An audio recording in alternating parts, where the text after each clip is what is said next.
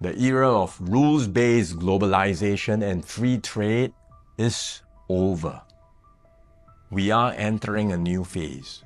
What the US is doing now is not reform. It is abandoning the entire system it had created. Its new approach of reciprocal tariffs, country by country, is a complete rejection of the WTO framework. It will spell trouble for all nations. The likelihood of a full-blown global trade war is growing.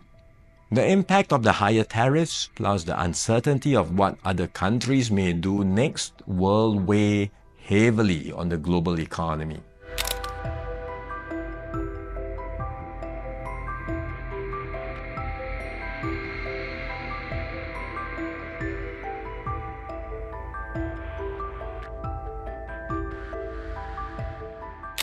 My fellow Singaporeans, I've said before that the world is changing in ways that will disadvantage small open economies like Singapore. Some had previously questioned this assessment, but the recent Liberation Day announcement by the US leaves no room for doubt. It marks a seismic change in the global order. The era of rules-based globalization and free trade is over. We are entering a new phase, one that is more arbitrary, protectionist, and dangerous. For decades, the US was the bedrock for the free market economies of the world. It championed free trade and led efforts to build a multilateral trading system, anchored by clear rules and norms, where countries could achieve win-win benefits through trade. This WTO system brought unprecedented stability and prosperity to the world, and to the US itself. To be clear, the system is not perfect. Singapore and many others have long called for reform, to update the rules and to make the system better. But what the US is doing now is not reform. It is abandoning the entire system it had created. Its new approach of reciprocal tariffs, country by country, is a complete rejection of the WTO framework. The US has placed Singapore in the lowest base tier with a tariff of 10%. So the direct impact on us may be limited for now, but there are wider and more profound consequences. If other countries adopt the same approach as the US, abandoning the WTO and trading only on their own preferred terms, country by country, it will spell trouble for all nations, especially small ones like Singapore. We risk being squeezed out, marginalized, and left behind.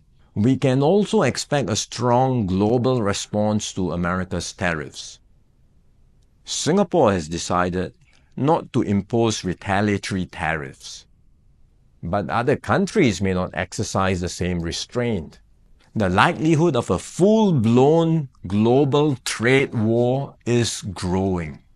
The impact of the higher tariffs, plus the uncertainty of what other countries may do next, will weigh heavily on the global economy. International trade and investments will suffer, and global growth will slow. Singapore will take a bigger hit than others because of our heavy reliance on trade. The last time the world experienced something like this was in the 1930s. Trade wars escalated into armed conflict and eventually the Second World War. No one can say how the current situation will unfold in the coming months or years. But we must be clear-eyed about the dangers that are building up in the world. Global institutions are getting weaker. International norms are eroding. More and more countries will act based on narrow self-interest and use force or pressure to get their way. This is the harsh reality of our world today. We will stay vigilant. We will build up our capabilities. We will strengthen our network of partnerships with like-minded countries. We are more ready than many other countries with our reserves, our cohesion, and our resolve.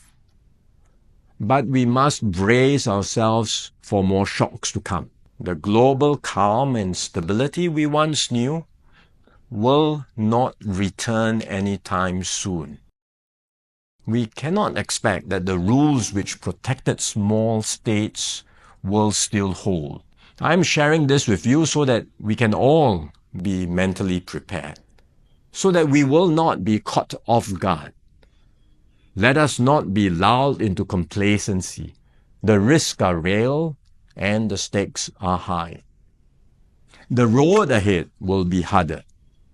But if we stay resolute and united, Singapore will continue to hold its own in this troubled world.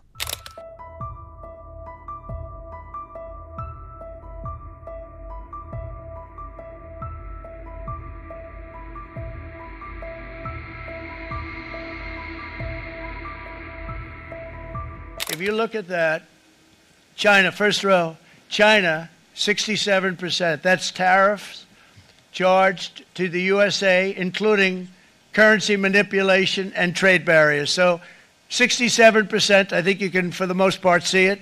Those with good eyes, with bad eyes.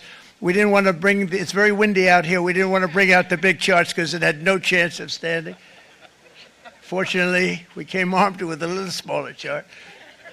So it's 67%, so we're going to be charging a discounted reciprocal tariff of 34%. I think, in other words, they charge us, we charge them less. So how can anybody be upset?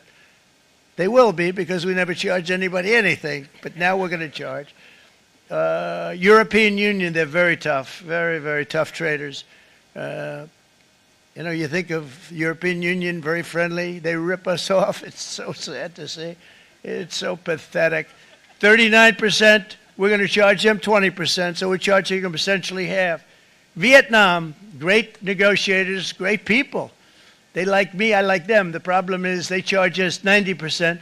We're going to charge them 46% tariff. Taiwan, where they took all of our computer chips and semiconductors. We used to be the king, right? We were everything. We had all of it. Now we have almost none of it, except the biggest company is coming in. We're going to end up with almost 40%. Lee Zeldin's working to get their approvals. And it's an amazing company. Mr. Wei, of one of the great companies of the world, actually, they're coming in from Taiwan, and they're going to build one of the biggest plants in the world, maybe the biggest for that.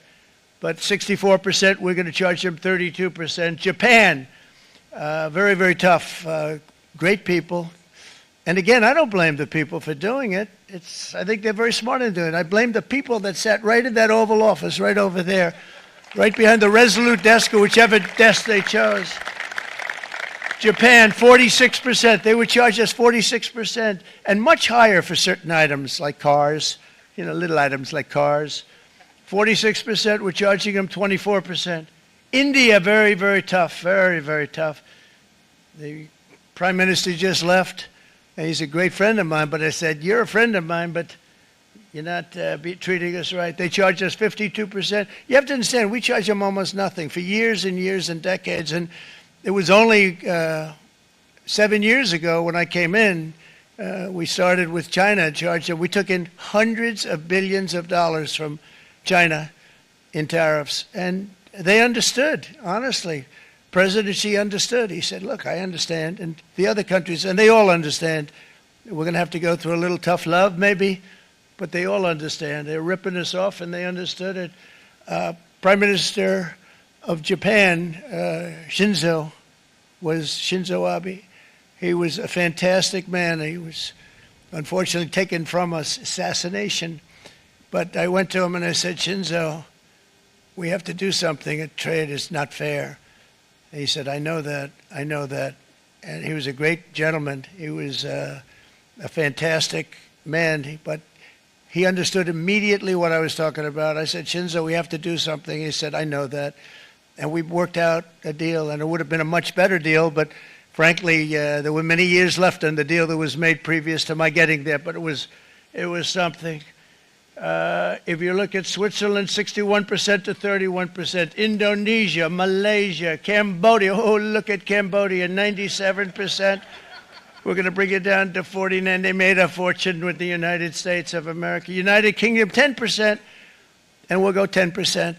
So we'll do the same thing. South Africa, 60%, 30%, and they've got some bad things going on in South Africa. You know, we're paying them billions of dollars, and we cut the funding because a lot of bad things are happening in South Africa. The fake news ought to be looking at it. They don't want to report it. Brazil, 10%, 10%. Bangladesh is 74%. So you see what's going on. Pakistan, 58%. Sri Lanka, 88%. So what we're doing is we're taking not the full, we could take the full 88%. Thanks a lot.